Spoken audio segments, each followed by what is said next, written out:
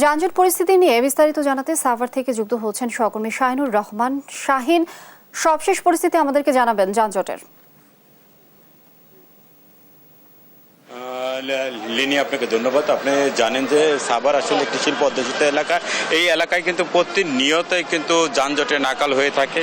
আপনি বিশেষ করে এই নতুন করে কিন্তু যুক্ত হয়েছে যেসব কারণে এই এলাকায় যানজট হয়, তার কারণ যদি আমরা একটু বলি যে সাভার আসলে অবৈধ অটোরিকশার কারণে কিন্তু যানজট বেড়েই চলেছে। অবৈধ পার্কিং এবং বিভিন্ন ব্যানারের গাড়ি কিন্তু অসুস্থ প্রতিযোগিতার জন্য এই এলাকায় যানজট সৃষ্টি হচ্ছে, এমনটি কিন্তু আমরা দেখতে পাচ্ছি। এবং সেই সাথে আপনাদেরকে জানাই যে রাস্তার পাশে ড্রেনেজ ব্যবস্থা না থাকার কারণেও কিন্তু আমরা দেখতে পাই যে যানজটের সৃষ্টি হচ্ছে।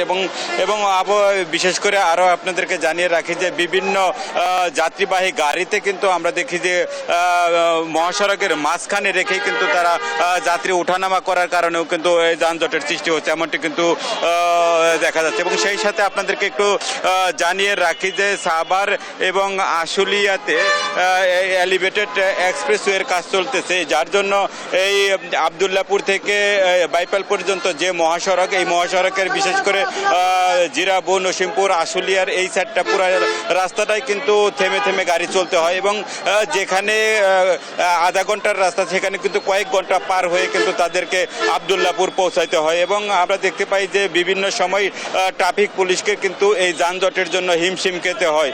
এই ছিল লিনিয়া, সাভার এবং আশুলিয়ার বাইপাল পয়েন্ট থেকে। শাহিনুর, অসংখ্য ধন্যবাদ আপনাকে।